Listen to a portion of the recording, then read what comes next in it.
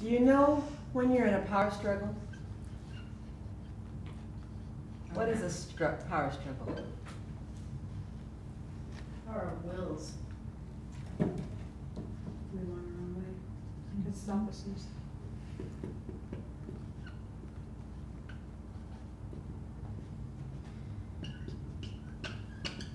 You know, I have a picture of what it is, because I was thinking about it last week, and I still had it in my mind when I was coming today. You know, we're talking about communicating and conflict resolution, and to me, it's like two big, what do they call those ice things? Iceberg? Icebergs. So, you know, at the top, this little triangle, two triangles, you know, la la la la, talk, talk, talk. And underneath are these huge bases of ice going. Sound effects. And That's that's good. That is good. That is good. Yeah.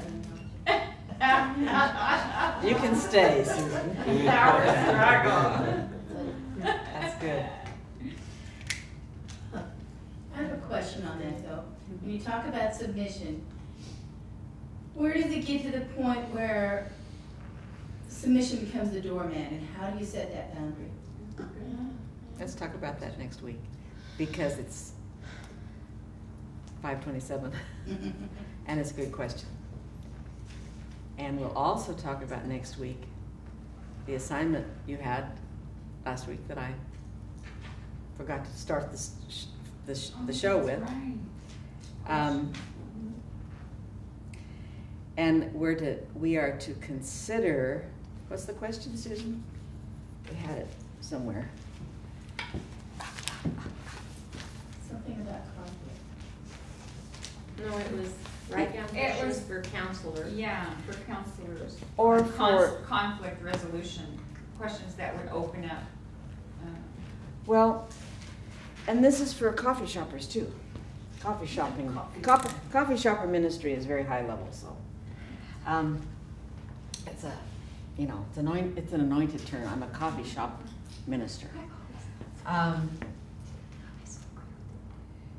Questions. You know, one or two questions that you think could help you assess if the person talking is ready to look at reconciliation.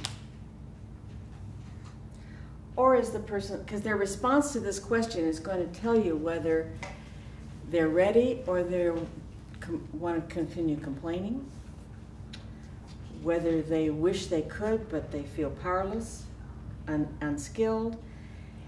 So you know, you hear stories. Everybody loves it when somebody listens to their story. Mm-hmm. So out in the field, you know, the Samaritan goes to the field. Sometimes the field is our house, sometimes it's the grocery store, sometimes it's the church, sometimes it's a coffee shop.